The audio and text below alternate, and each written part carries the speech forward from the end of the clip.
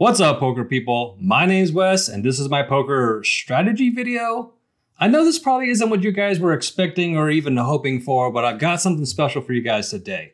I know you guys don't really think of me as a poker coach, and that makes sense, but I've got something I want to talk about that can make your game a lot better. We're going to be talking about what you should be thinking about pre-flop in every hand. The acronym is PHRASE, P-H-R-A-S-E. And although I had to put these letters in that order to make a memorable word, this process is not necessarily ordinal. You can complete it in any fashion that you wish, but these are the 6 things I think about before every poker hand.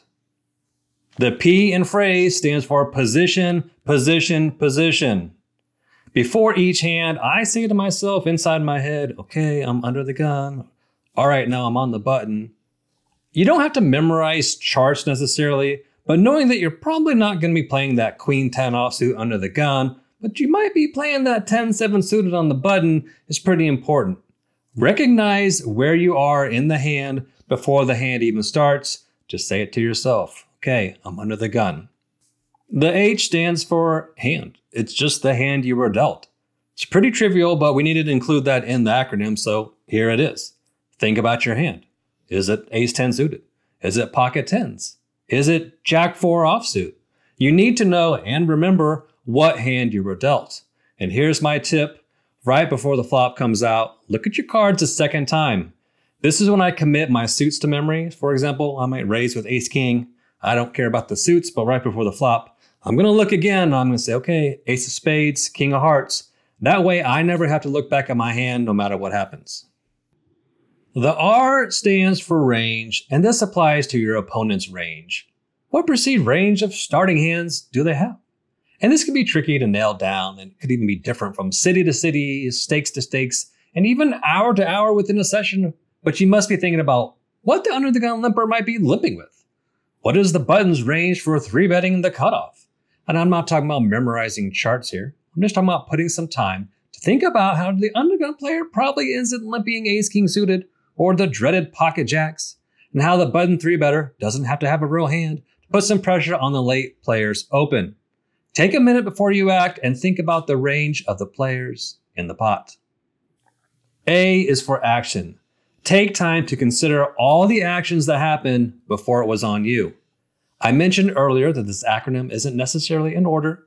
This is where many of us might disagree if there was an order. For example, I always watch the action, think about what it means before I even look at my hand.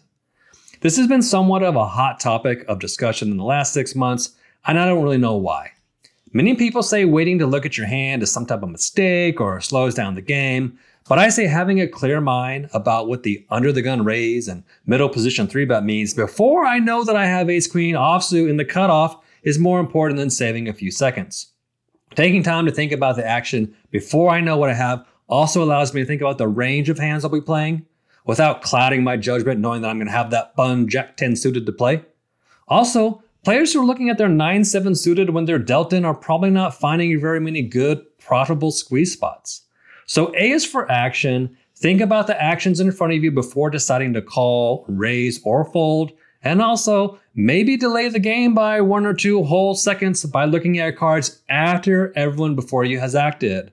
Just try it out and let me know. S stands for situation. Before you make any decisions pre-flop, you should also consider any special situations. This can kind of be a catch-all for many different things, but let's just talk about a few. Is the guy that's raising under the gun steaming from his pocket aces just being cracked? Maybe, just maybe, he is widening his under the gun opening range. And maybe we're more likely to try to get to the flop with a 5-6 suited to see if we can catch this guy tilting off his money. Are you in a tournament nearing the bubble and the guy with the geode card protector is in the big blind? Maybe, just maybe, that guy's big blind is easier to still now than ever before with the tournament bubble looming. Did the rich whale just double up and you're thinking about running a sophisticated pre-flop bluff against him? Let's rethink that.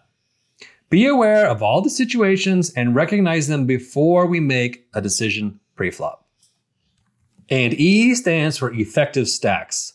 This one's pretty easy to explain, but it's very important.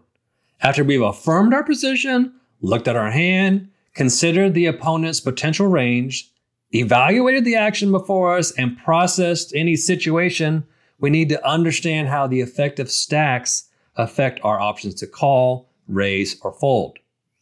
You don't want to be putting in a polarizing squeeze play with ace-5 suited only to find out the guy in the middle has 18 big blinds and you can't fold to his shove. Sometimes the effective stacks make a profitable idea negative EV. So that's it. Phrase. It's position, hand, range, action, situation, and effective stacks.